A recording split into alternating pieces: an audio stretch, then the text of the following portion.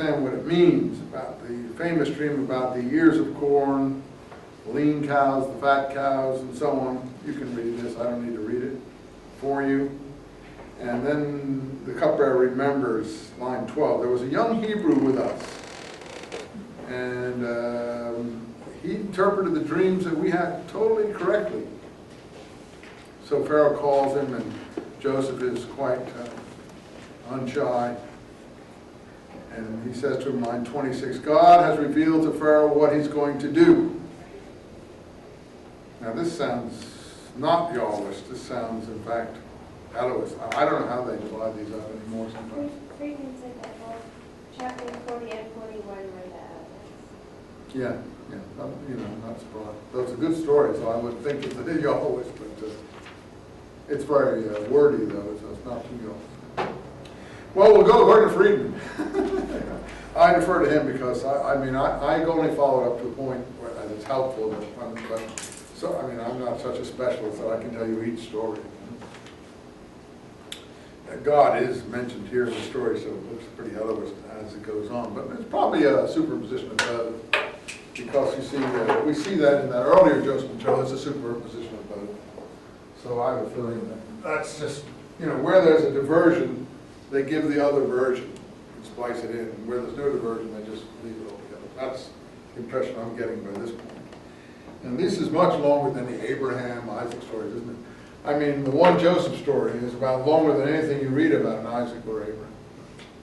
And Joseph, why would Joseph be important in the Elohist tradition?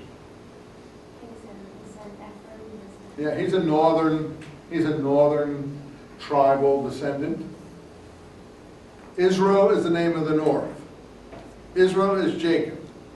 Joseph is his second youngest son, according to the lineages. Judah is the principal tribe of the south. The rest of the tribes focus mostly upon Joseph. We'll see Joseph's sons will have 2 shares in the north, not one, when Jacob finally gives his blessings at the end of this story. Joseph gets 2 shares in the north. He has 2 sons, Ephraim and Manasseh. So, so they're adopted into, according to this Joseph, according to the presentation of this Joseph cycle of stories, at the end, Jacob, or Israel, adopts Joseph's children as his own. But there's still 12 tribes. How come? Why is that? Because the Levites don't get a portion. Yeah, she's got it all down. The Levites don't get a portion because they're priestly, and they're just going to be everywhere, but not actual position of land. They're going to be like a priest caste, like the Persians or the Brahmins in India. And who are the Levites? Whose tribe is the Levites? Moses' tribe. So this is either read backwards in history or forward. In any case, it's I don't know when these traditions are finally put in the form we have them, but I would think that the Levites only get their priestly position because of a apparent connection to Moses, whoever he was. And the other stories make room for that by doubling the Joseph portion. Be that as it may. So Joseph's serving Pharaoh by 38 or 41. And Pharaoh said, seeing that God has given you knowledge, and you're the most intelligent person I know, I'm making you vizier of the whole land of Egypt. And 44, I am Pharaoh. Nothing is to be done without your permission.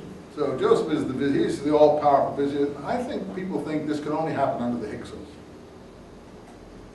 But I can't prove that or not. And he gets a new name, an Egyptian name, Zephanath-Paneah. And he gives him Asenath. Now that's really weird. His daughter, the priest that he is also called Potiphar. He's called Potiphar, the other was called Potiphar. Potiphar was supposedly the wife of the husband who made a pass at Joseph early on. Then he marries the daughter of someone, so I'm not sure if the traditions have begun to confuse names. The names are, to my mind, too similar to be distinct, and the traditions are sort of overlapping names. So he was 30 years old when he appeared before Pharaoh, just like Jesus in the New Testament is 30 years old when he comes into his kingdom. In any case, things happen just like he says. There are 7 years of plenty, and then they store up the granaries, and then there is 7 years of bad times. During the famine, 52 sons were born to him. Here they are. The first, Manasseh. The second, Ephraim. Again, the younger replaces the older, too, in this story. Every story, watch that, I may ask you about that. The younger replaces the older. Every story. Why? To show God's choice, probably. Jacob replaces Esau. Isaac replaces Ishmael. Ephraim replaces Manasseh. And on and on and on and on. Joseph replaces his brothers to show the favor, probably. The chosen line, if you want to call it. No one's had a better explanation than that. And so Ephraim is the second son. But Ephraim, who's descended from Ephraim in biblical heroes? Why is he important? Who's the big hero from Ephraim? Well, who's the hero from Judah? David. Who's the hero from Ephraim? Joshua. And he's the big chief of the north when they come and settle the land, as we'll see in the Joshua books. Okay? All right. So sometimes you have to go down in order to go back. You have to look in the history to figure out why these people are being given prominence in the stories.